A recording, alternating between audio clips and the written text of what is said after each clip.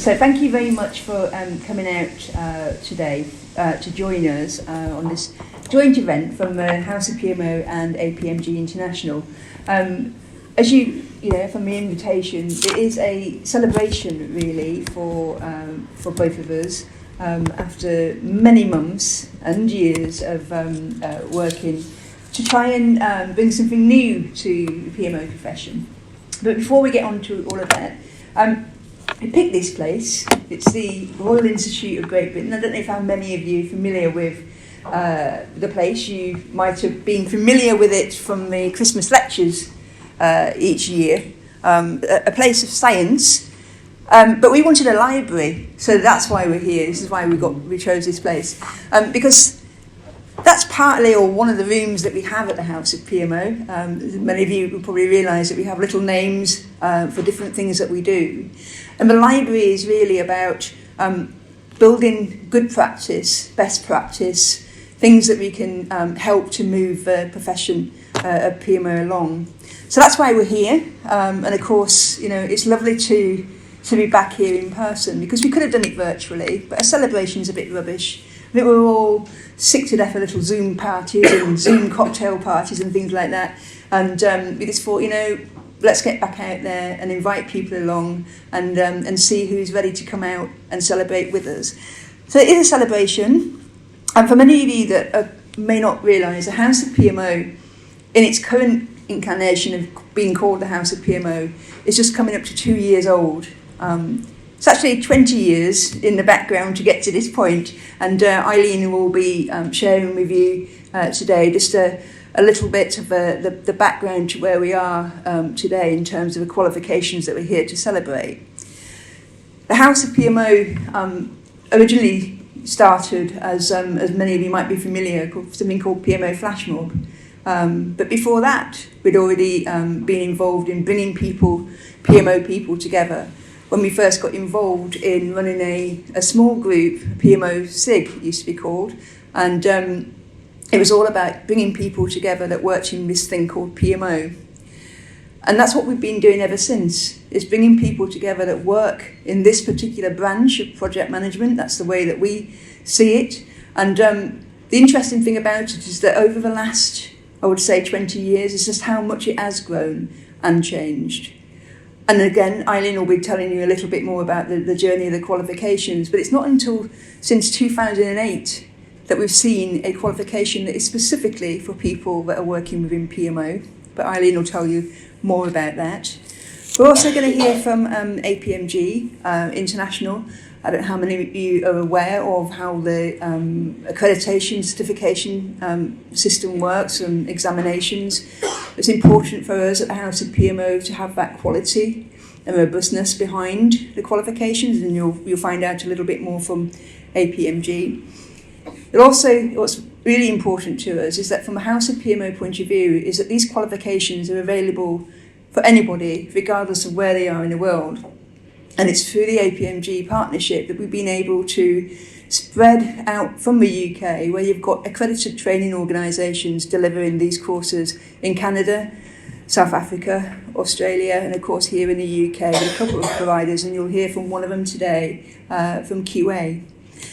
And then finally, again, just to bring some of this stuff to life, as many of you in the room are managing PMOs or leading those functions, to hear from another organisation that is developing their PMO talent, and we'll be hearing from Algie and Carol from Parliament UK, who'll be sharing some of their journey into how they're developing their PMO staff too. So why we're here, why we do it, the House of PMO, again, founded by Eileen and I after working together for over 20 years. We do it because we love the whole subject around PMO. It's such a brilliant career, so diverse, so many different things for people to get involved with. And it's through that and the people that we've met along the way that this shows that this thing called PMO has legs, and it needs more to make it into something that people from whatever walk of life, whatever level of education, will be able to come in and do. And I think from a House of PMO point of view, it's important to us that to attract and keep on attracting people who would think about working in PMO or currently do work in PMO, and how they improve their performance and get better at what it is that they do. So the qualifications was a natural route for us in terms of, how can we help people come into this or into the role of PMO, but not necessarily wanting to set PMOs up, because that's what the current qualification offers, but actually help people that work within the PMO and help them individually to do their role better. So that's me doing a little bit of a preamble. I want to hand over to Eileen, that's going to give you just a bit of an insight into where we've come from, where we're going to in terms of the qualifications. The qualifications that we're talking about here today is what we affectionately call a suite of qualifications. It's the essentials, but we call them HOPE. It's House of PMO Essentials. So Eileen's going to come up here. Eileen's also not only the co-founder of House of PMO, been focusing on this for 2 years, but also the chief examiner of the qualifications with APMG as well. So please give a round of applause to Eileen, and thank you very much. Do you know the other good thing about coming out for a celebration? Somebody else buys the drinks. Okay, so there's always an upside from kind of coming out the house. So I think I've got about 20 minutes. I'm not used to speaking without slides, so that's going to throw me a bit. So fun at games. Do I need to press the button to get rid of Lindsay's? No. We'll go back to a blank slide. Right then. So, can I do one more? Yeah. Okay. So it comes up with my name. So right. So as Lindsay said, my name's Eileen, and I've really been focusing on getting the kind of the qualifications out the door and set up. But I thought I'd just tell you a bit of history. And as Lindsay kind of indicated, they've been probably 20 years in the making in terms of using all kind of experience to get them to be where they are, which hopefully gives them a little bit of kind of provenance. So we can take you back to the year 2000, if we can remember. I remember being at school thinking in the year 2000, I'm going to be 34. That's ancient. And we're now kind of 23 years ago now. But in the year 2000, I got a phone call from a training company and said, we're about to launch a new qualification for PMO, and I wondered if you'd like to come along. I'd been on a few training courses, and I'd given them some detailed feedback. So they thought, we'll invite her along and we'll get her feedback for that course. And it was a course that was being delivered by the British Computer Society. Around it was called PPSO Fundamentals, it was called, and it was basically about kind of what PMOs were about, and it particularly aimed, as VCS was, around IT PMOs, because to be fair, that's where an awful lot of PMOs were. So off I went to the course, did the course, then we did the advanced certificate, and out of that they started off a little kind of special interest group. So we went along, and at the end of every night there was generally 2 people left, last people in the bar, me and Lindsay. Right? So we kind of gelled all kind of friendship a long time ago, and we started not just going to the events, but we ended up kind of getting involved in developing those events. So come forward a couple of years, 2008. Anybody remember what happened in 2008?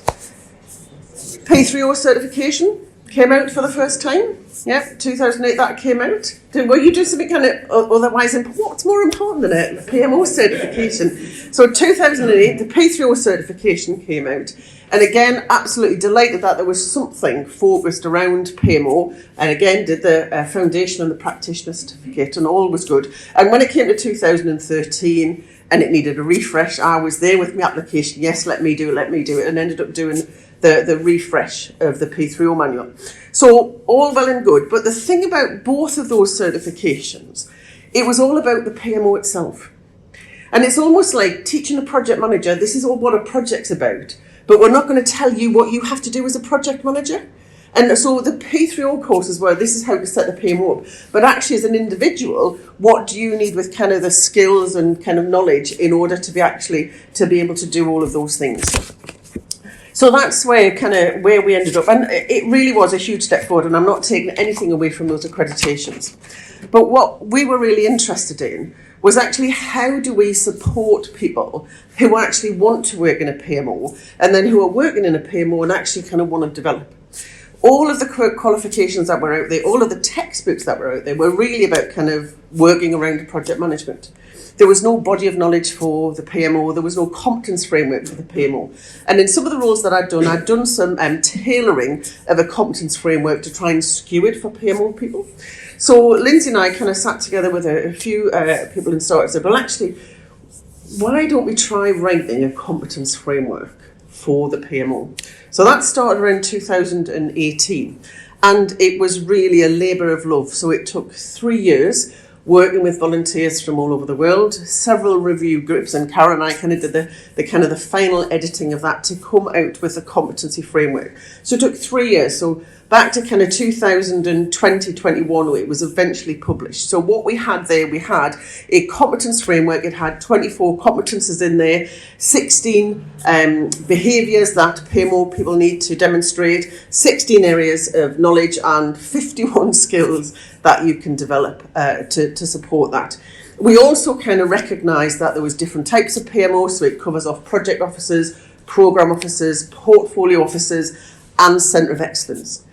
And the real kind of thing, when we distilled all of that out, what we developed, and based on kind of the working groups that we had, was that there was essentially kind of 4 key roles that were starting to emerge in PMOs. There was a PMO administrator, so somebody who was kind of new to the role of PMO, typically may not have had any kind of project management experience, but good administrative skills as a really kind of entry level, often graduates coming in at that level. There was a PMO analyst, a PMO manager, and this mythical being the PMO director. Yes, so and we'll talk a little bit more about that. But there was lots of people who were coming into the PMO, and we wanted to develop a qualification where people who were moving into those roles would feel equipped to actually do those roles and be able to kind of demonstrate to organisations that they had the breadth of knowledge needed in order to kind of step into those roles. And which is why we kind of started off with the essentials. Yeah, so that's where it came from. So this is about people going into the administrator role, into the analyst role, into the manager role, and then into the director role. And the big difference where we wanted to focus was we wanted it to be really practical. We wanted people to actually know and understand what was involved in the role of working in a PMO, therefore what they needed to be able to do in order to be successful. Now we recognise that PMOs are very different. Yes, you can work in one PMO and you could have the job description that looks exactly like a PMO in another organisation, and you're going to end up something completely different because they do different services. And so we wanted to set up the certifications that would give everybody the breadth of knowledge they needed around each of those different roles, recognising it might be different in different organisations. So still kind of quite a hard task to kind of get all of that melded down into a single qualification. But we wanted to make sure that people who'd worked in one organisation or perhaps had not had experience of the breadth of activity that a PMO could do, they had enough information to kind of be able to go into any PMO and at least have an understanding of what that role could do, even though they might undertake some of those activities. So that's kind of where we started off. So we started off with the four role descriptions and decided that would be a good basis for some certification. And the good thing about the certification is it's aimed at individuals, so individuals can develop themselves to be more competent, but of course that's of value to the organisations.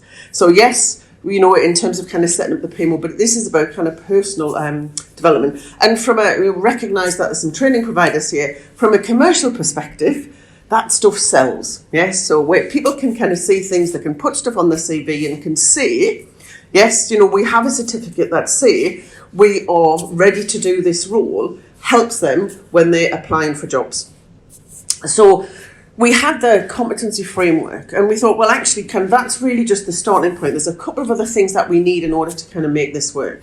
We are going to have to provide along the way some project management expertise.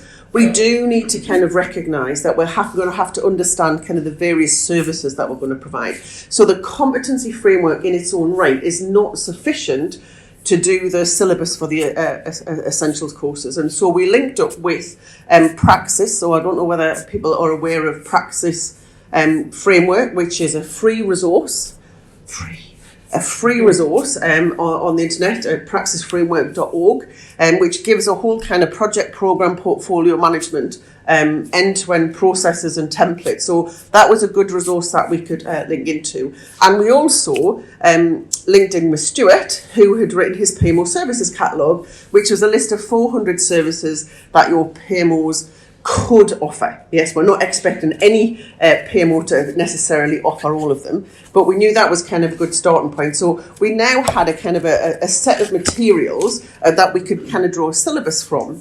But we were also conscious that, and we could have, and we did have this conversation about whether the House of P should set itself up as a certification body.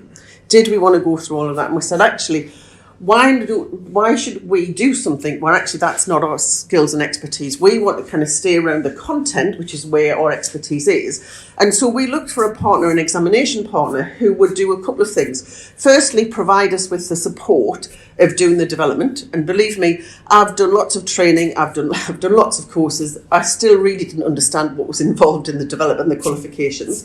But we also wanted somebody where there was some automatic kind of credibility that came along with those certifications, but would also give us a global reach, which is why we then decided to partner with APMG. So APMG kind of do all of the exams on our behalf, and I have to say now they have been a fantastic support through the development of the certifications and particularly the questions. So we had now all of the things in place, and what we wanted to make sure is that, yes, it was brilliant for individuals and delegates who were going to attend the course, but we were also very conscious that we wanted to be commercially viable. So we wanted to make sure we had enough content so anybody who came on the course would learn some good stuff, would be properly assessed that they'd learned that, and the certificate was actually kind of worth something. But we also didn't want to set a course up where, as a PMO director, you had to disappear out of the office for a fortnight, because that just wouldn't work either. And so we worked closely, and what we've got now is 4, and as we say, we affectionately call them HOPE, House of PMO Essentials for Analysts. So HOPE for administrators, HOPE for analysts, HOPE for managers, and HOPE for directors. Okay, so really, they've gone down quite well. So I just want to take you through what each of those kind of 4 different certifications looks at, based on the fact that we've got this kind of praxis piece in terms of the project management knowledge. We've got the services piece, which tells us about the prospective services, and then we've got the role descriptions and the competency framework that covers off knowledge, skills, and behaviours that kind of sit behind those competencies. So first off is the HOPE for administrators. So this is a 3-day course. This is aimed at individuals who are perhaps might be experienced administrators in the organisation, but don't necessarily have a huge amount of project management knowledge. And sometimes coming into kind of project land feels like, you know, everybody's speaking a different language. They don't necessarily understand all of the nuances around projects. And for a lot of organisations, sending somebody off on a project management course as a project administrator feels a bit like an overkill. So in the project administrator course over for those 3 days, what we do is we introduce the whole kind of concept of project and programme management and why the PMO's there and how we can support projects and programmes deliver. So we cover off, as you would expect, project management, PMO administration, but we also start looking at some of the delivery support competencies, so typical things that as a first off that you would likely to do. So absolutely administration in terms of looking after the senior managers, potentially being in things like kind of gate reviews and progress reporting, but we also cover off a bit about configuration management, one of my favourite subjects, but also in terms of things like risk management, because they're likely to be recording, maintaining a risk register on behalf of the project manager. But it's much easier to do that if you actually understand what a risk is. But the way that we've written the course, it's about making sure that actually we're understanding risk management from a PMO perspective. So not from a project manager's perspective, not from a purely theoretical perspective, but in terms of actually we're here to make sure that the risks are recorded correctly, that they're challenged appropriately, that actually we can kind of do something meaningful with the information that we record. So very much kind of focused from that role perspective. The interesting thing is that an awful lot of people now are actually kind of working in projects who don't necessarily have the job of project administrator. So it's been really interesting, the wide range of people who are attending that administration course. So that's the 3-day course. That kind of sets you off on your role in your career in PMO, appropriate to, say, people who've come in across the organisations, also as a graduate coming in. So even if you're one of those strange people who go in a PMO so you can grow up and become a project manager, strange individuals, yes, it's a good starting point to get around, that kind of first job in the project environment.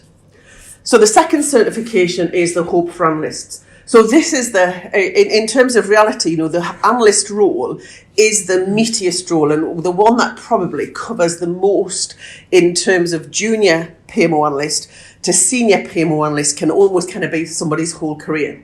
And again, covers off all of the various aspects of project management that we can support from a PMO perspective. So it is a 5-day course. Now, and we've had, kind of 5 days is a long time, but it's equivalent to doing a project manager practitioner certification. So it's equivalent to, in terms of a 5-day course. So we didn't make it 10 days, but 5 days gives us enough time to cover off, kind of again, reiterating the project management elements using praxis around the different areas of project management and how, as a PMO analyst, we can go from providing some support to project managers to actually kind of coaching the project managers and facilitating benefits realisation workshops. Yes, because actually that's essentially the spectrum from a PMO analyst. So again, we kind of don't, in 5 days there's only so much kind of we expect the training organisations to be able to cover, but it gives everybody a flavour. And what we've been finding, the people who've been coming through the courses, is that there's some bits that I absolutely recognise that I do that in my organisation, and there are bits that actually means nothing to me because actually I don't do anything, but it'd be really useful because I'm going for another role and they may do that as an analyst in that other role, so which is why we kind of cover off the whole breadth. The other focus in the PMO analyst course is this kind of real introduction to PMO services. So typically as a PMO analyst, there is an expectation that you will be helping to set up and you'll be running services on behalf of your PMO. So the focus at the analyst course tends to be on kind of setting up those services, running those services, and some metrics and measures around those services. And that's the big course, the 5-day course. When we get onto the third one, which is the Hope for Managers, we're back down to a 3-day course. Okay. Now the Hope for Managers course is really focused on setting up and running a PMO. So not necessarily in terms of the design, but in terms of understanding how we set up services, how we manage those services, how we align them to the particular purpose and function of our PMO. And we start talking about what we call the enabling competencies at this point. So things like assurance and governance. So things that are done across the piece on behalf of the organisation rather than just kind of driven by individual projects. So the 3-day course, as I say, covers a lot about the life cycle. And one of the interesting bits we cover off is the Cynefin theory. So for those of you who don't recognise the name or just my bad pronunciation, is where we look at kind of different environments from simple through, so clear environments, complicated, complex and chaotic environments. And we recognise that actually setting up a project office in one organisation can be really quite straightforward because we've got 27 other PMOs. We set them up every week for every new project and therefore it's relatively straightforward. That is completely different to setting up a portfolio office in an organisation where they've never had a real PMO before or where you come along with a whole load of negative baggage from kind of failed PMOs in the past. So again, we spend quite a bit of time on the managers course looking at the different approaches we can take and the different challenges and how we use those different competencies to actually kind of set up those PMOs. And again, when we're in run mode, what that looks like, because again, very rarely is our PMO static. So there's usually a roadmap. So we talk about the PMO roadmap and how that develops. So again, all back to the kind of the role profiles and the competencies within the competence framework. And then finally, we've got Hope for Directors. Now, this is a really interesting one because when the competency framework came out in the House of PMO, we've run a couple of events. People go, PMO Directors, do they really exist? And I just want to say, go and look on LinkedIn and type in PMO Director and then tell me they don't exist. Because actually they're far more prevalent now than they ever were.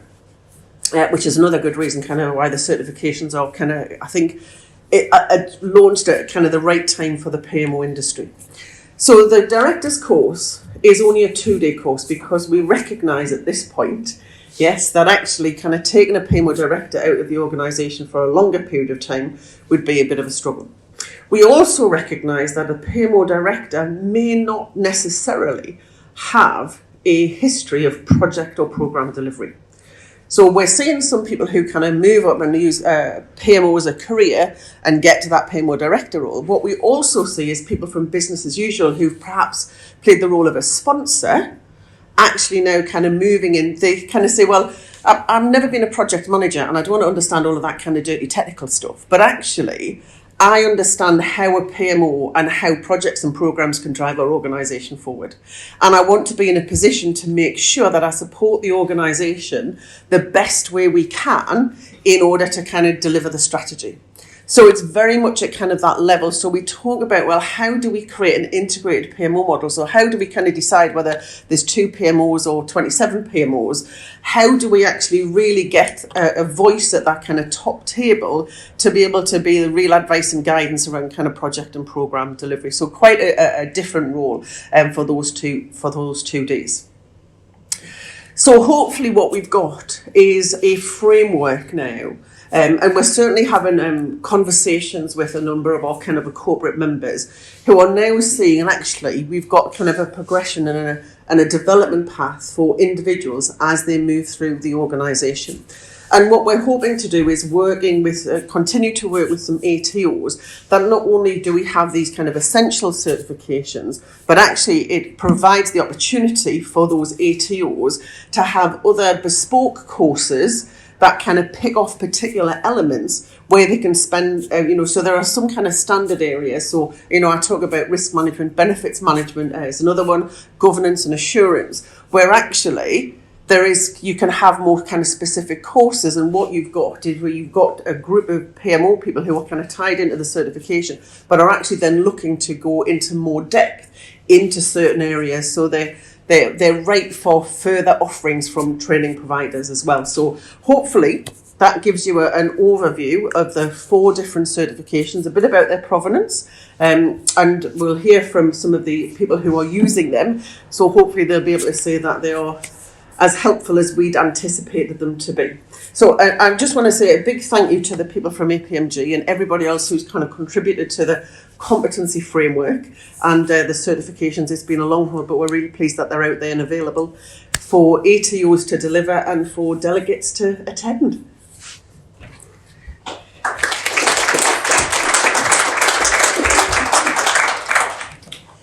Okay, so thanks, Eileen. As you know, it's a celebration and we will be having some drinks and canapes and things at the end of this. So please do make sure you go and have a chat with Eileen if you've got anything specifically that you want to know about the qualifications. You can certainly open up the conversation by asking her how much she enjoyed writing exam questions and how annoyed she was when she found out that it's actually quite possible to use ChatGPT to do it these days, and she wouldn't have had such an headache. Before we, so next up we've got APMG, and as Eileen said, we wouldn't have been able to do these qualifications. We could have done, but the thing that's really important to us is that they were certified. We know how much professionals want certifications to show the training that they've been doing. So for us, it was a no-brainer. To actually come into a partnership with APMG. Some of you will already know them through courses like Agile PM, Better Business Cases. We do the change management qualifications as well. So we're in a good stable, as it were. And like I said, they've given us a high level of credibility and quality and robustness that we needed, bringing in essentially a new qualification into a marketplace. As if we're all aware, there's a lot of choices in terms of professional development, but we hope that the fact that the focus around PMO just gives us that extra edge. From today's session, we will be following up with you to give you, more information about the qualifications, give you some details about the syllabus and all that kind of good stuff as well. So all the detail will be sent on to you. So I'd like to introduce Ellie. Ellie is the Channel Innovation Director at APMG. She's going to tell you what that means, and she'll be talking to us about the importance of professional development. Okay. Ellie.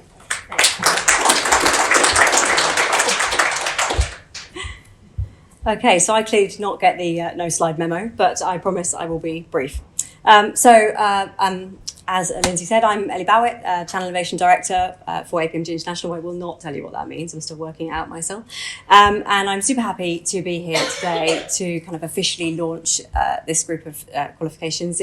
It's been a long road, a lot of hard work, and it's really great that we can now bring this to you and your team. So who are APMG? You've heard a little bit about this already. So we are a global accreditation certification body. Actually, this year we're celebrating our 30th year of existence. So that's quite exciting. Our job is to bring kind of high quality, consistent training and certification to the market. And we do that through a network of about 400 training companies that we work with around the world. A couple of them are here today. One of them you'll hear from straight after this conversation.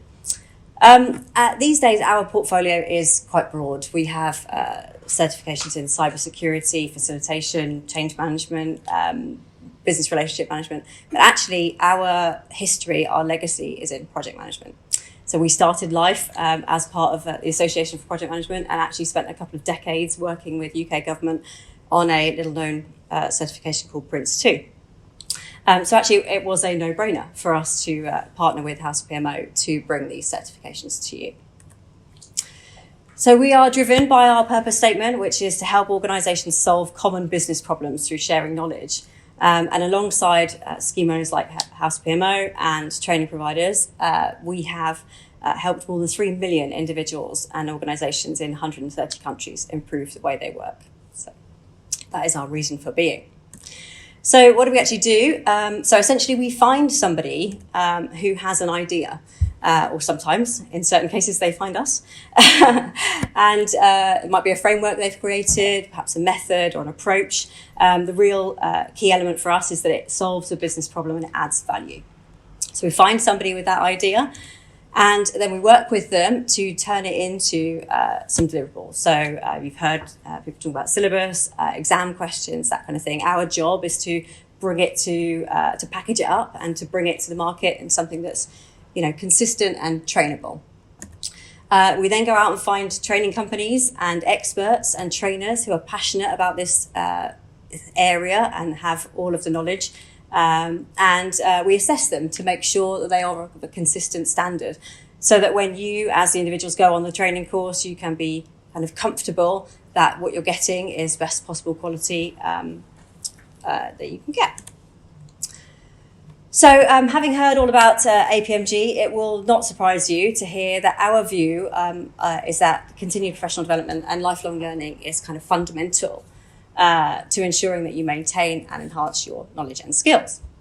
So in today's changing world, with new standards and technology coming along all the time, it's never been more important to make sure that you are up to date and able to show your capability. Whatever age you are, whatever role you're in, continued professional development helps to show that you are able to self-improve and that you have the capabilities to do the job. We're in January, it's freezing outside and there's about 3 times the amount of diet and health food adverts on the telly, so we can't deny it, can't get away from it. So my message to you really is to set your 2023 goals and invest in yourself. Develop a proper professional development plan for the year, discuss it with your organisation and your team, break it down into manageable steps that are easy to achieve throughout the year and add real value to you and your organisation. So in my job, I speak to a lot of organisations about developing their people. I often hear this, what if I train my people and then they leave? Doesn't getting a certification and a new skill make them more attractive and more employable to my competitors? In fact, a lot of companies that I speak to, they train their employees and actually don't get the certification. They take it out of the course or they make the employee pay for it themselves because they're worried about losing these people once they become qualified. The answer I always give is possibly. There's a level of staff turnover which is normal, and as good people move through their career, of course, at some point they may move on. But just consider for a moment what happens if you don't invest in training your people? People are our greatest asset, and the war for talent is real. We've all heard about the Great Resignation, I was talking to a lady actually over coffee earlier who was saying it's really tricky to recruit people and to recruit people with the right skills. So a survey carried out last year by SD Works showed that employee retention is the top challenge faced by HR professionals at the moment. And remote working, brought on by the pandemic, has added to that. Taking away geographical barriers has opened up more opportunities for employees, and we're having to work harder to keep our talent. These surveys also show that proper professional development plans not only build capability in the organisation, but actually increase staff retention rates. So they help to keep people for longer. People feel valued. They feel like the organisation is investing in them. And they also, in addition to that, help to attract better talent in the first place. If people can see that your organisation is investing in their people, training them and getting the right skills, it makes you more attractive as an employer, and you're likely to keep people for longer. So you've seen these a couple of times. These are the digital badges that go alongside the certifications. Once you pass a certification, you get issued with this little badge. These badges are dynamic. Behind the badge, when they're clicked on social media, are all the skills and the competencies that person has learnt during the training and has shown that they possess. So you can actually click on it and find out what skills someone has. People are really proud, as they should be, of achieving these skills. Just look at the statistics around our digital badges to see that. So last year, APMG issued just over 44,000 badges to individual candidates around the world. And of those badges that were issued, a whopping 96% of candidates accepted them. We do some cybersecurity courses that people don't like to shout that they've got. So there's some people that don't like to share that they've earned a certification. The Credly are the people that do the digital badge. The average is 67%. So these professional qualifications, people are really proud that they've achieved them. Of those 96% that accepted their badge, 89% went on to share them at least once on a social media platform, on LinkedIn or Facebook, or email it to their mum or whatever it might be. So this is kind of, for me, this is the modern day version of sticking your head teacher's award on the fridge door. So these digital badges appear all over the place. And as I said, you can click on them, go straight through and see what skills that person has. So if you are in the market for a new job, having one of these badges on your LinkedIn profile immediately tells an employer what skills and capabilities you've earned on doing that training course. So whatever your journey looks like, I would say my advice to you is kind of map it out with the end goal in mind. You know, where are you going and what is your route to get there? And do build in a good mix of professional certifications, on-the-job experience, and also coaching and mentoring. It's not all about those digital badges, but they definitely do feature as a stop along the way. Okay, so a great way to get started with this is to speak to one of our accredited training organisations. Eileen was mentioning them earlier, ATOs we call them. These guys have been through the ringer with us. We do check everything about them to make sure that the experience you're getting is top quality. Ian can attest to how difficult it is sometimes. So they are the very best in delivering training. If you're wanting to find a provider, look for this badge, the one that says Accredited Training Organisation on it. So they will have that proudly on their website. And once you do go on to take your certification and pass it, do not forget to share your success. Tell everybody in your network that you have done this certification and passed it, and they will understand the capabilities and skills that you possess. And that's all from me, really. So thank you.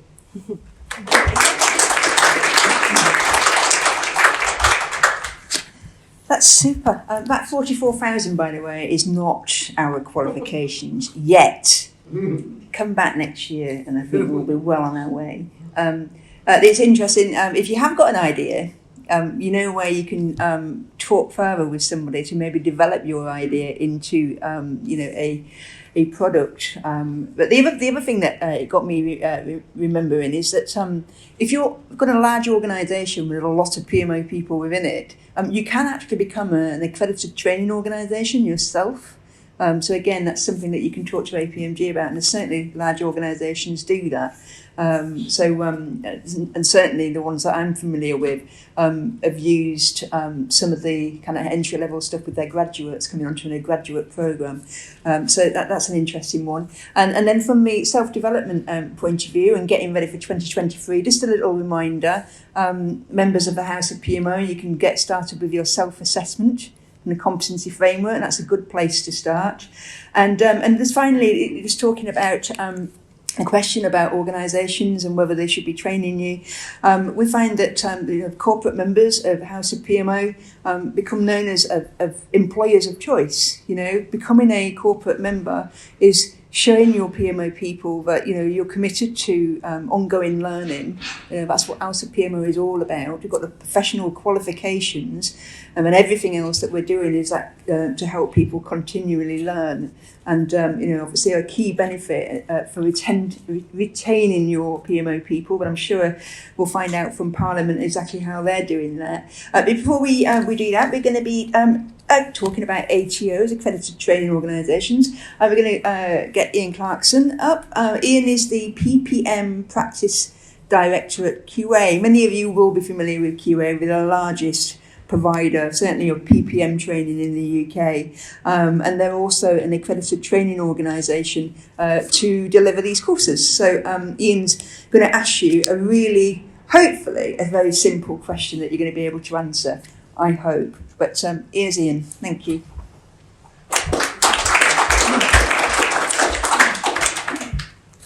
Hello, good afternoon. Thank you for the introduction. I'm going to try something a little bit different. It worked earlier. I've tested it, and it worked earlier. So if it doesn't work now, it worked earlier.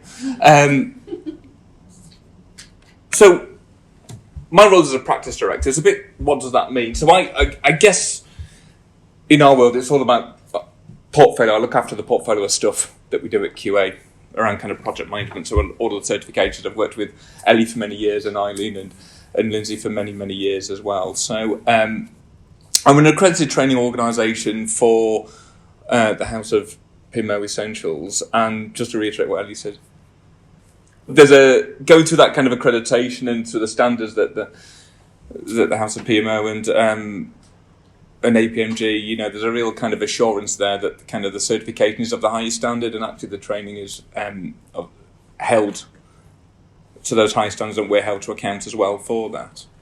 So we're going to talk a little bit about how training can benefit you. I'm going to try something a little bit different. So first of all, have you got a phone? And are you willing to use it? Good. So, anyone used Slido before?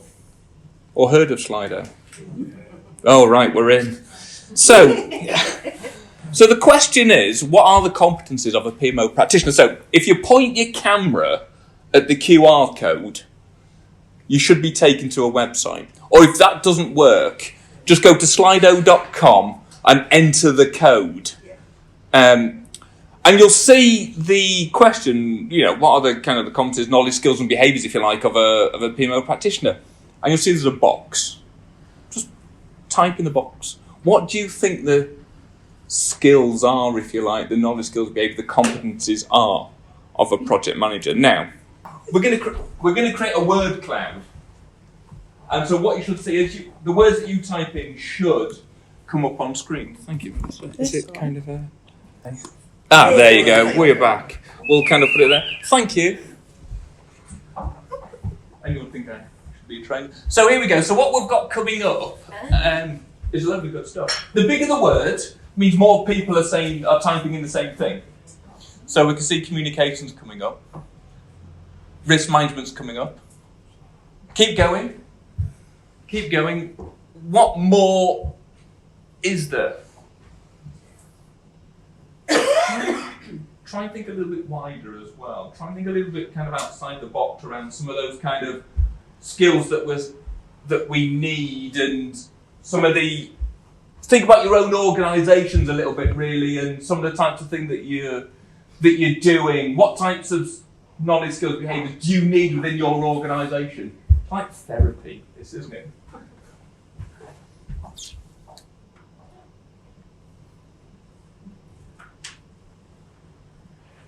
And have a go as many times as you like. What we'll do is we'll take a snip of this and kind of send it on afterwards, or just take a picture. So give another little bit of time.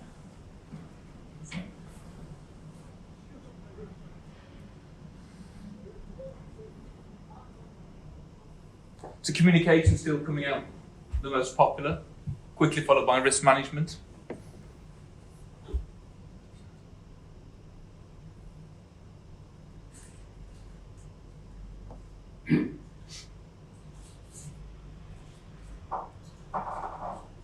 I've just checked I didn't miss anything. Yeah. Competency framework. Oh yeah. Absolutely. What's some interesting stuff? I like the mentoring on there. Anything else? Again, think a little bit wider. I'm not fishing for anything in particular or anything like that. I'm just kind of thinking. I was just waiting for a word to appear. Oh yeah, I haven't got my phone out. Oh, there you go. I'm just waiting for a word to appear. If it doesn't appear, shout, and I'm sure somebody will type it through. Now it's appeared. Oh, I wasn't watching. Resilient. Oh, there you go. Give it another few seconds. So, key competencies for a PMO practitioner working in working in the PMO. What do we want PMOs to be able to do? How do we want them to behave? What knowledge, what skills do we want? I was just thinking about kind of listening to kind of Lindsay, Eileen, and Ellie as well. Kind of about the challenges. I think change is omnipresent at the minute, isn't it? I think one thing we do know is that change is only going to increase. So the need for PMO is only going to go increase. So the need for people with these skills is only going to increase. But what are those skills? What are the kind of things that we actually need them to have? I like the little bubbles at the top. It's like when you're texting somebody, isn't it? So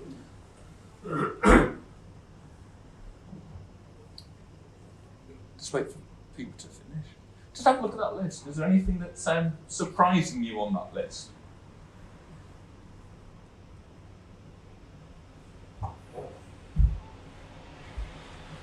Mentoring surprises me. Mentoring? How big it is. As in the word, yeah, so a lot of people are saying the same thing. I find that interesting. Because you would have thought that reporting would be bigger than that. Because it's what PMO It's a bit more functional. Yeah, interesting. Does communication surprise you that it's big? I don't know whether it's in the middle by design or whether it's just because it's the biggest. Risk management's there.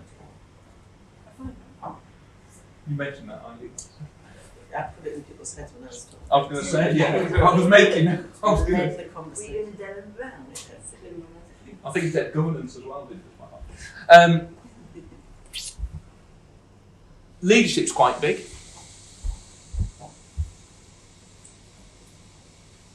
And we're still going. I could fill a whole 20 minutes doing it. I think that was my plan. So I think the leadership one is probably reflective of who we've invited today. So with the leadership, that's interesting. With the leadership one, I was thinking back to kind of what Eileen was describing around kind of the different kind of roles. Is leadership only relevant to one of those four? No. Why? Have to be an executive. Oh, there we go. We're back in. Sorry, say again. I'm just saying you don't have to be an executive. Okay, so there's an element perhaps throughout the wall. Yeah.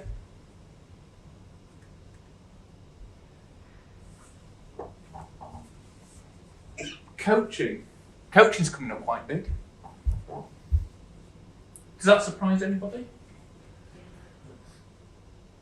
Again, is that the exclusive domain of certain roles? there's an element there maybe for It's a real challenge for some of the PMO, certainly more junior PMO people who have to coach project and program managers in terms of how to do things. And that's where, certainly from an analyst perspective, there's a whole range of what do you want me to do with your risk register. Actually, let me tell you how a risk register is going to be used on your project. Is that where tactful comes in? Yes. Yeah.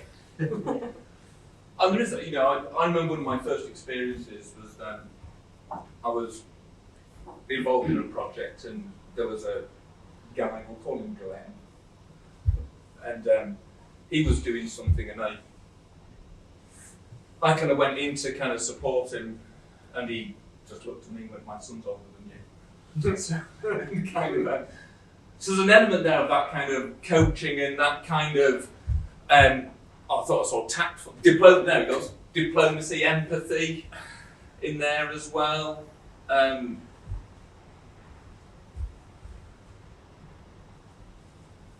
Any others that surprise you? Patience has come up a couple of times. Reporting.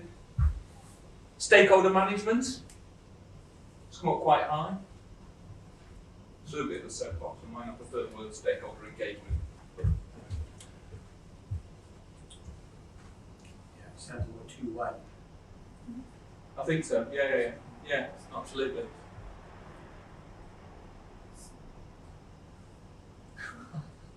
Right, that's something cool. Love PMO. Any others that surprise you on there?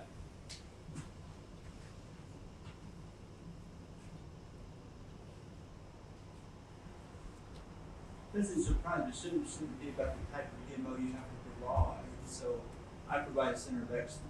I don't run a program. So we provide the standardization. Yeah, okay. But we don't actually run a program, so we provide a different level. That's my advice and guidance. Yeah, so stuff on there around, absolutely around that. I was looking for, where's it gone? Unless it's disappeared off there. Strategy, kind of governance, things like that.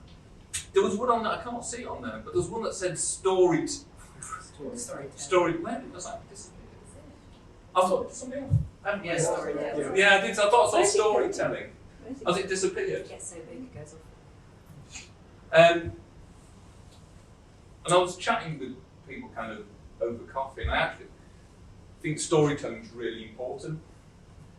You know, analysing that information, engaging the heart as well as the head, you know, kind of telling what does that actually mean. If you're talking to senior individuals, what does that actually mean to them? How are you actually going to kind of bring them on board? So I'm quite a big fan of story. Oh, there, it's back.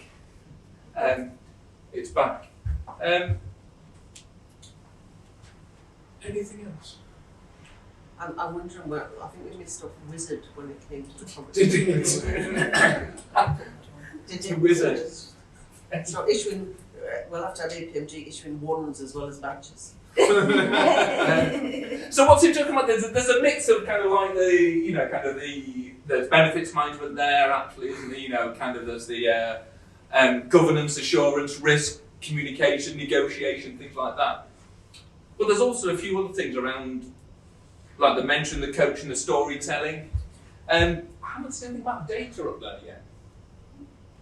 And the ability to kind of analyse data. What, interestingly, is that not thinking about kind of the data that we need? I guess there's maybe a bit in reporting, is there?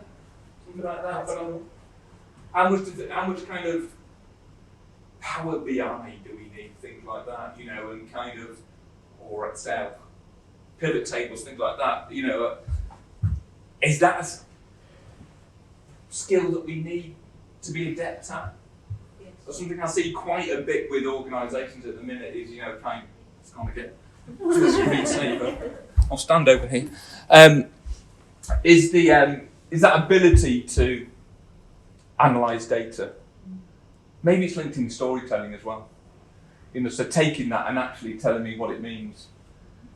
You know, words you never hear from a sponsor is, you know, I think you find your confidence intervals on your aren't quite right. So definitely something there. Interesting. Why am I talking about this?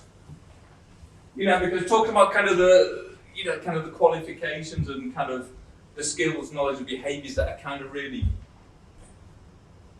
kind of needed. That's kind of what I've been covered in the 4 certifications. And the reason for asking the question about leadership really is, I think there's an element of all of this, isn't there? In all of the different roles at different levels. We all need to provide leadership.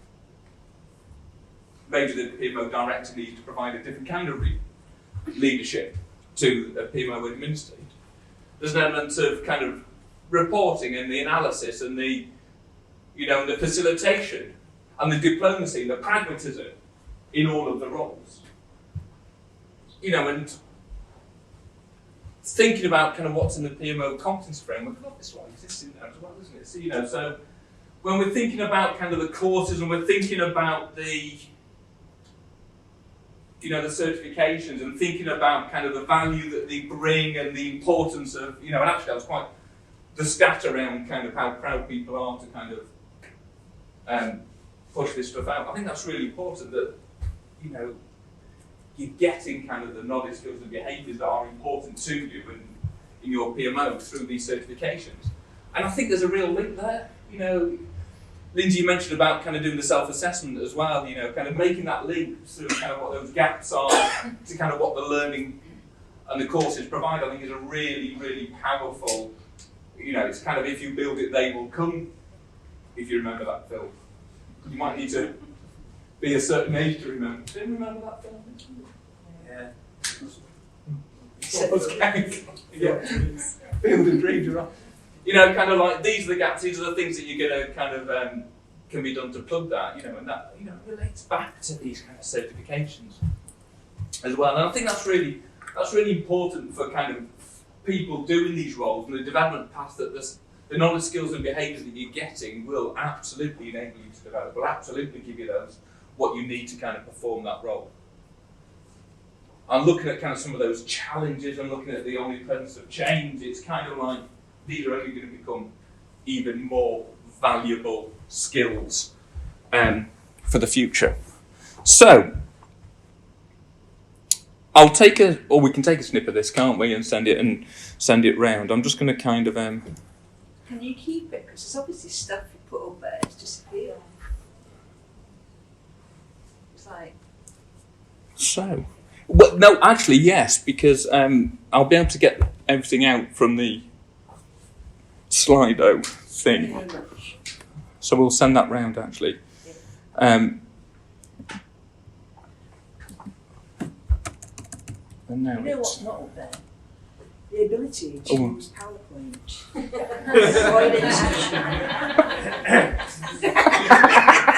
yeah, kind of like.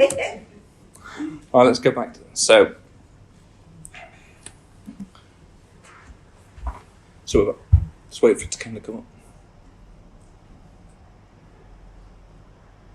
Hey. Oh, so we've kind of seen the certifications already. So how many of you seen the PMO competency framework? How many of you got a copy? I think there's one out on there, isn't there? So if you haven't seen it, do have a look at it. Because everything that we've kind of come up with is kind of covered in that, in the kind of the knowledge, skills and behaviours. And we've got a kind of 4 roles that we've already spoken about in there as well. And unsurprisingly, I'm going to have a little bit of the 4 certifications that kind of cover each of those. So I guess kind of the message, kind of one of the key messages really in all of this one, the non-skilled and behaviours are that we need in a PMO. There's stuff in there that maybe we didn't realise, because I think are incredibly important kind of as the world kind of evolves and we move forward as well. But we also have that kind of assurance that stuff's covered in these certifications because they are role-based and it does provide that progression. And I think that, for individuals working in the PMO, I think that's kind of really motivating, a really powerful position for them to be in, is that you can develop through your career, you can enhance these skills. It's that continuous learning, isn't it? leadership in one role will need to evolve into leadership in another role. So there's that continuous learning, that kind of mindset of kind of continuous learning to develop your career into kind of the PMO. And that's exactly kind of what these kind of roles and these certifications are providing. So, let me go back to the now I'm feeling overconfident with the technology. Let's see if I can. I can only fail. Oh, there you go. Thank you. Any final thoughts on here? Any final thoughts about what you've seen on here? Ellie? I like the professional advocates. Yeah. Nice. Obviously, from my point of view, people who have achieved something, showing others the way is Yeah, absolutely. You know, be part of the profession, be part of the pushing it forward. That should be part of what you do. Absolutely. I think we can guarantee that every single word on there, except wizard, will be in that competency framework. Yeah, absolutely. Guaranteed. And I think there's that reassurance therefore that using it and the certifications are giving people the skills that you've identified. I think that's a kind of a really powerful thing to do. Hello. Yeah, one thing that particularly stands out for me is that the things that are not on here, but sort of the basic administration, sort of writing minutes and wrangling macros, which not that many years ago would have been the things on this board, and that speaks volumes to me. And what's the board matters, the reality I see in organisations is that the PMO has come such a long way in terms of what people think of a PMO being, which is reflected on there, and it's reflected in what we see in the competency framework and the essentials courses that you guys are doing as well. It's light years away from where it used to be, and I think Eileen, I love what you've done with it. I love the fact that we're now professionalising this with APMG, and we're giving PMO people that opportunity to professionionalise the sector they're in the same way that others have done for project management and other professions as well. So yeah, great job. Yeah, it's interesting, you know, kind of stuff that isn't in there, and actually, you know, I look at that and it's all transferable as well, isn't it? All those skills that are kind of really kind of transferable skills as well, you know. So, and I think you're right. I think it does kind of reflect the world and kind of almost like the challenge moving forward as well. Communications come out top. I like that. I do like that. So brilliant. So that kind of concludes my bit, if you like, and it was kind of really around the kind of these knowledge skills, and as Lindsay says, guarantee that every single one of those is in kind of the competency framework. Good job. Yeah. So thank you. We'll if you haven't got that already, we'll definitely kind of circulate that round afterwards. When I run some kind of map around to figure out how to do that. But thank you. Brilliant. Good. That's a really good list, actually. I'm going to use that again. Yeah. So thank you. Right, well, thank you very much. And if you can switch it back to PowerPoint. Hang on, bear with me. Okay, we'll kind of go back to that. I think that should be it. Hopefully. Oh, yes. Yay! Thank you very much. Okay, so the final part of today's this evening's celebration. By the way, thank you very much, Ian. If you'd like to ask Ian any questions, you can catch him just for a little while after this. He's got a train to catch, so grab hold of him. Or please, indeed, link in with any of the people that you've seen this evening. I'd be more than happy to take your connections on LinkedIn. What we're going to do now is introduce you to Parliament UK. We couldn't get Big Ben in the building, so we've got two of you from the PMO. So we've got Algie joining us, who is I've got this from LinkedIn, Algie, so you might have been doing wonderful things, but it's Head of Portfolio Delivery Support. Yes, yeah, got that. And Carol, who is the head of digital PMO. I'd just like to do a quick special mention to Carol, please, because she has been amazing over the last couple of years. She is such a passionate PMO person. She has been working so hard with Eileen on not only doing the edits around the competency framework, where we pull us out for goodness knows how long trying to do that, and she spent a lot of time helping to develop the qualifications as well, so much so that they became known collectively as SHER. Carol Hindley, CH, Eileen Roden, ER. So together they created Hope by SHER. A little karaoke number in the making, if ever there was one. But would like to welcome up Algie and Carol. Together they've been focused on developing PMO talent across Parliament UK, along with some other colleagues, of course, over the last few years. They are both incredibly passionate about PMO and what it is they're doing over there. So please do welcome Algie and Carol.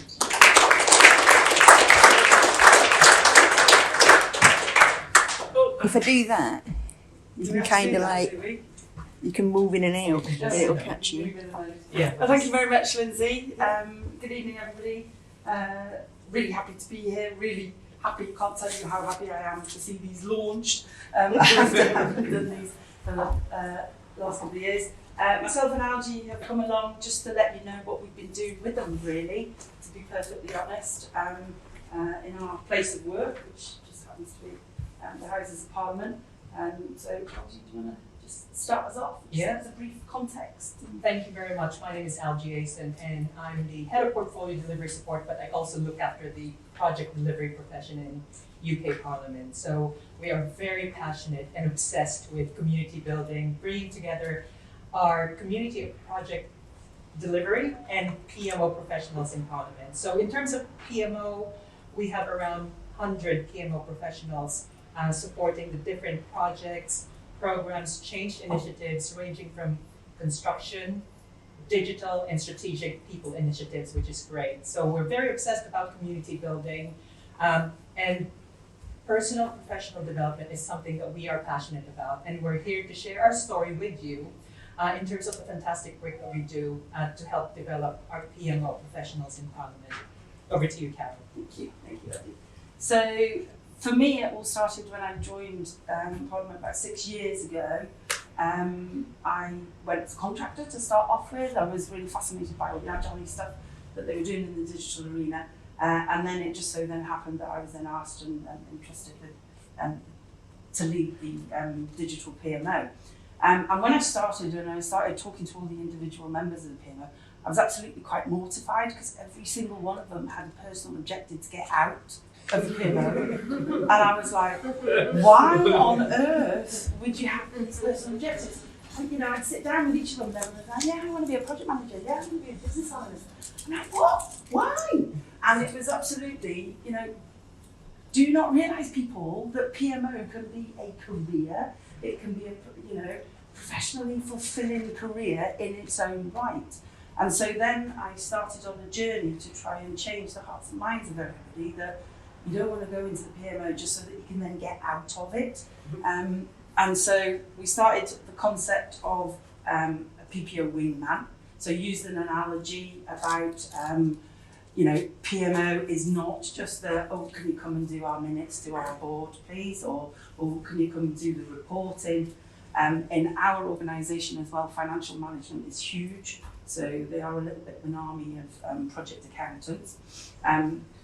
And so it was more around what we would like you to do, and I used the goose and the maverick analogy in terms of being the right-hand man, woman, person to your project manager, and being able to do that challenge, being able to do that nudging to them, rather than just the, oh, can you do this, can you do that? So that this concept of a PPO wingman absolutely took flight. It got hold of their imaginations. They liked this idea that actually, you know, PMO could be a career in its own right. PPO is our acronym, so it's a Project and Programme Officer, is the job title that we use for most of the members of the team. And these are the guys that go out and get embedded in the projects and programmes, and they work closely and alongside with the project managers, the programme managers and the teams to underpin that successful delivery. So it was very much around, you know, education of those people, inspiring those people that this could be a fulfilling career for them, and then also an element of educating the project managers, etc., that this is what PPOs could do for you, as opposed, because I ended up in, I can't remember how many like washing machine cycle conversations, is what I used to call them. I'd go and starting out a project or a programme and they're like, we want a PPO. It's like, okay, what do you want a PPO to do? I don't know, what can a PPO do? Well, a PPO can do anything for you, what would you like them to do? So that is where then the concept of the service catalogue came around and came so important for us. And then the members of the team loved that idea and that concept, because then it gave them a bit of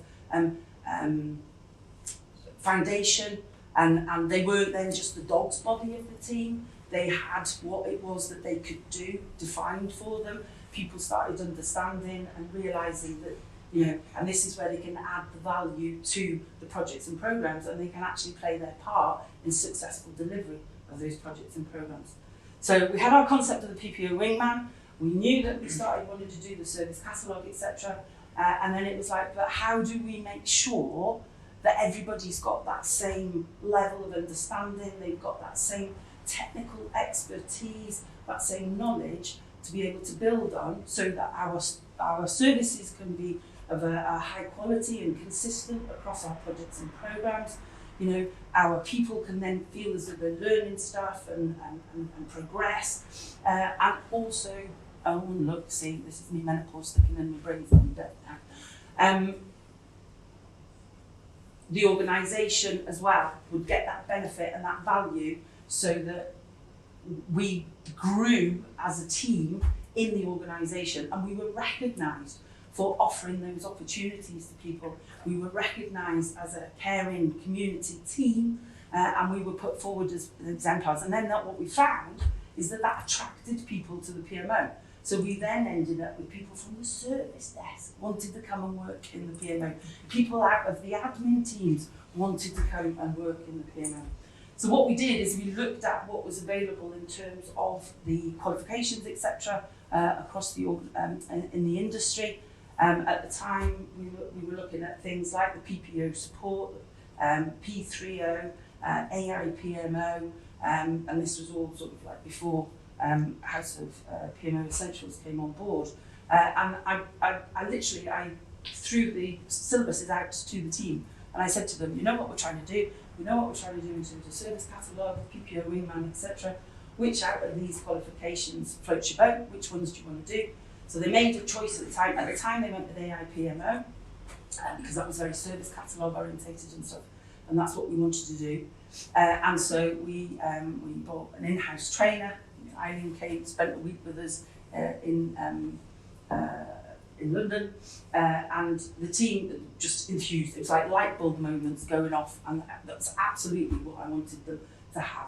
And so what we then did is anybody else that joined the team then went on a public course, so that then they would have the same sort of level. I had some people in the team that I've been there X amount of years. I'm happy with my job. I like coming in. I like the project teams. I don't really want to aspire to be a PMO director. Thank you very much. And I was like, but if you can do it for us, because we want that fundamental foundation level across the team. And they were like, yeah, no, I could buy into that, and I'll be doing that as well. So that was absolutely fantastic in that regard. And then what's happened, the pandemic, etc., so forth, and then with the advent of the House of PMO Essentials, they've now decided that these are the areas that we want to go to, because it gives us then those technical expertise, those technical competencies that me as an individual can do, and I can use that then with my competency framework, because we've, as Parliament, we've become a corporate member of House of PMO, so we've got the access to the competency framework.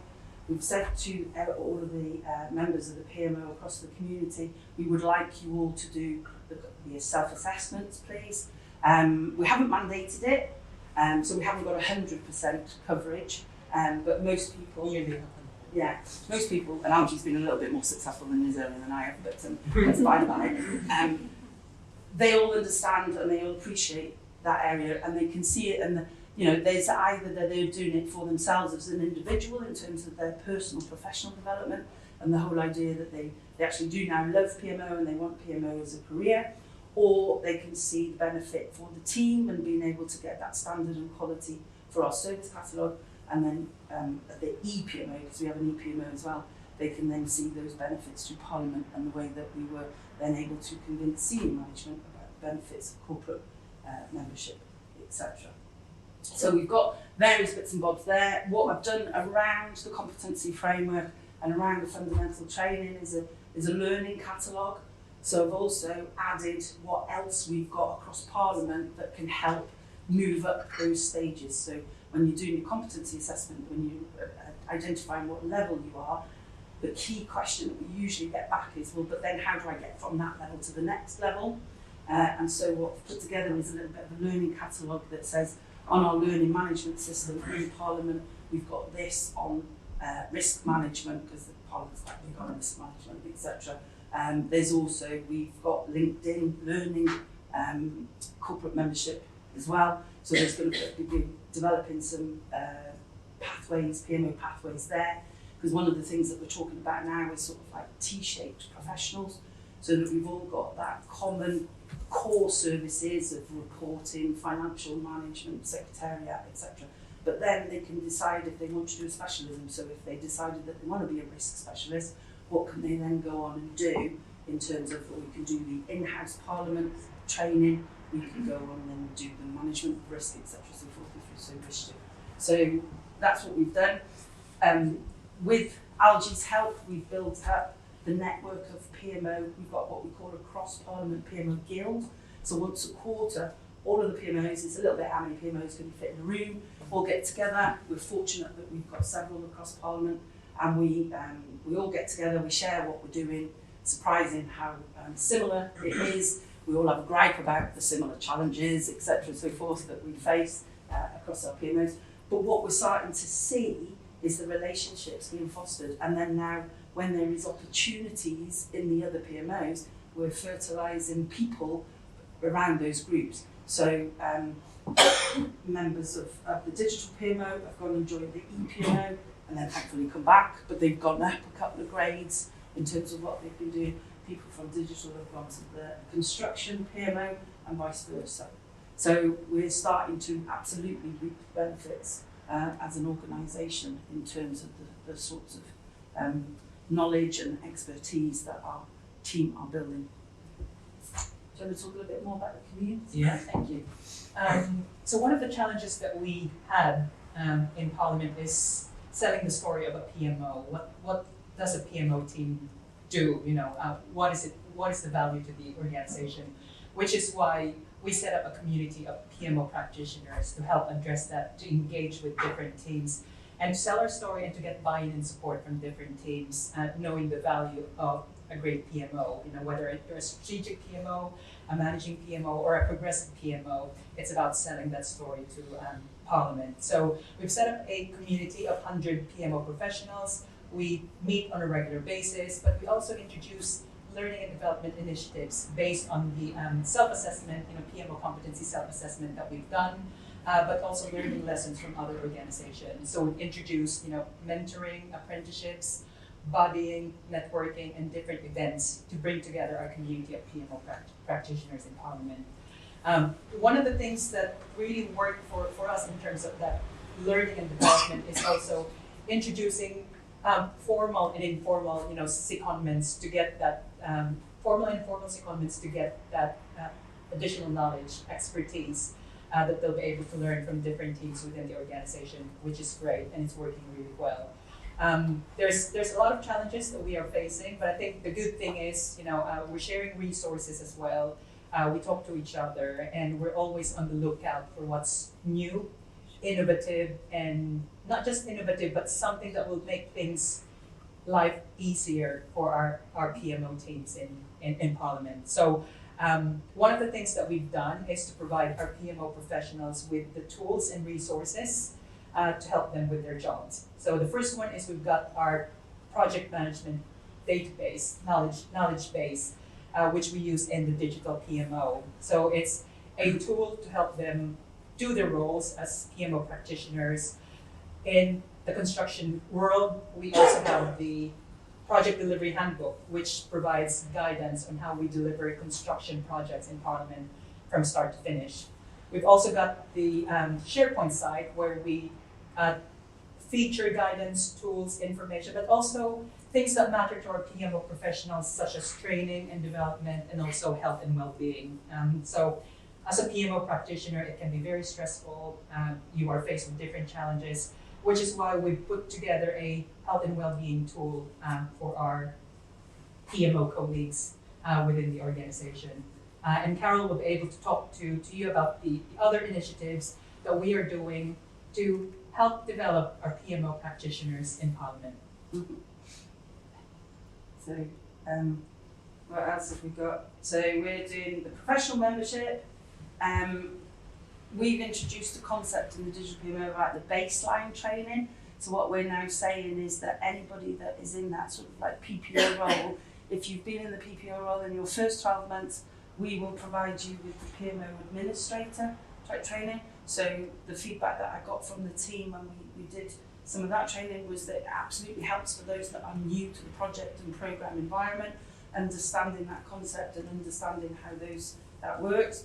We do still have, picking up on John's point earlier though, that we do still have secretariat. That's still quite a big role for us in our PMO, so we do still need to do that. And particularly at Parliament, it could be anything from, documenting your actions and your decisions right up to, we're Parliament, we need very gold-plated minutes and boards and agendas, please. And so we're trying to cover that spectrum there. And then once they've been in that role for the second year, what we're going to be looking to do is then provide that PMO analyst sort of like training to take them that step up and be able to start going into those specialisms that they want in terms of supporting their project managers and program managers. And one of the things that we're also starting to now look at is apprenticeships. So we've got some very good PM apprenticeships, but I want to start looking at what there is for the PMO. And in particular, one of the things that we're looking at is like the project data apprenticeships, those sorts of arenas there. It's not all plain sailing, I have to be honest. I do have lots of questions from the team in terms of, am I a PMO administrator or am I a PMO analyst? To be perfectly honest, our role of PPO is a little bit of a mix of both, and this is what I'm trying to do with them. And so when they do the self-assessment, the competency framework, because there is a couple of different ways of doing the self-assessment, it's like, well, do I pick a role or do I just do the generic competency assessment? I generally try and get them to do the generic one and just pick which of the competencies they're interested in and which is the most applicable to the roles that they're doing. We've also got in our PMO some more specialist roles. So we have business case manager, we've got a portfolio analyst, we have a benefits manager, etc. And they're very much like, well, how do I use the competency framework for me? And how do those four roles relate to my roles? So we're still working our way through that at the moment in terms of those specialists and those niche roles. And then also, how do they then look to, if they're interested in going into that PMO management type role and looking to become like heads of profession. So one of the things that we're doing in the digital PMO at the moment is looking at succession planning and looking at how do we prepare people to be moving into all of those roles. But as we know the world over, recruitment and retention is a massive, massive challenge at the moment. We started off, we had a really good sort of like run to start off with, didn't we, with the launch of the competency framework, etc. We have been losing staff as well, either because they've been going on to other PMOs, etc. There are still the odd ones that will insist on going and being a project manager or a BA, but hey ho. But what we've got is that we've got a really good reputation then for that career progression. It's difficult because inevitably every 6 months we end up having to do a recruitment round, and that does put pressure on the team that remains in terms of training people up. But at least with the competency framework and the training that we've got more of a standard way of doing that with people, and it's not so much of pressure. Yes, they still have to learn the intricacies and the subtleties of doing it in Parliament and the way that we do it, but we've got a good foundation to be able to do that. And I find that then is a selling point in interviews, because when we are doing the interviews, a lot of the questions that we get asked are, well, what are the opportunities for development? What learning and development do you do? So it's surprising how often that we get offered that. So all in all, I would definitely say that we're starting to reap the benefits. One of the things that we're struggling with is the measurement. So if anybody's got any ideas about how you sort of like measure the success of all of this, apart from the anecdotal and the figures of people moving between the PMOs, I would be more than happy to chat with you afterwards about that, to pick your brains in terms of how we can do that. So for us, we're looking to be offering our next sort of like PMO analyst course, and I know conversations like that and how we make that happen. So I think that's it really, to be fair, from us. Yeah. And have you got any questions? Well, I'll tell you what, we can ask you some questions with some canopy and drink in hand very shortly. So thank you very much. Thank you. It was fascinating. I have heard it all before. You did a great session at the last conference, going into the detail of what you're doing. So it's great to get an update on where you are now, which is 6-7 months later. So please do make sure you go and have a chat with Carol and LG if you're trying to do something similar, or with some stuff they've talked about that's piqued your interest. So just before we just wrap up and just please don't shoot off. Have a drink, have a chat with us. There's going to be something for you to nibble on as well. So just to wrap up really. It's been a long time coming for us. It's been a journey that started many years ago, and the final bit is that it's interesting when you're launching a qualification when we've already got hundreds of people that have already done the qualifications, and I think we can say thanks for the pandemics and train strikes, and being able to actually get a launch party together has been great. So as I said, there's already hundreds of people that have started taking the qualifications.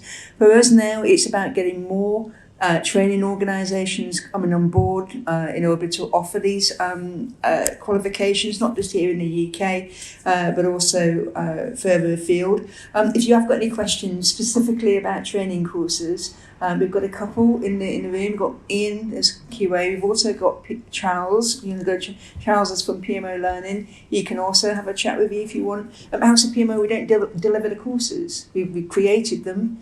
APMG managed that whole examination process, and Eileen is the chief examiner, so she'll be doing updates, to them over the years. But it's all down to the training organisations that actually deliver the courses. So there's a couple here in the room if you want to have a chat. So basically, from a House of PMO point of view, we are here to provide an ongoing support really to you and also to your team, becoming a corporate member or even just an individual member. There's sessions that we do all the time that are all geared towards helping you to get the most out of your PMO career. So thanks very much for coming along. It's been lovely to be back in a room with people. There's people that I've not seen for years, so it's lovely to see your faces. Please, we'll be following up with you just to give you some more info about the syllabus and things like that. Let's hope that we'll be back in doing more in-person events. We just want you all to go back to work in the office, so then when you leave the office on a Thursday night, you'll say, I know what we can do. We can go to the pub and do to a PMO flash mob like the olden days. But until we get there, we'll see you at the annual conference in June in lovely London, when it's been lovely and sunny and nice. So please, thanks very much, and please come and have a drink with us, and take care. Thank you.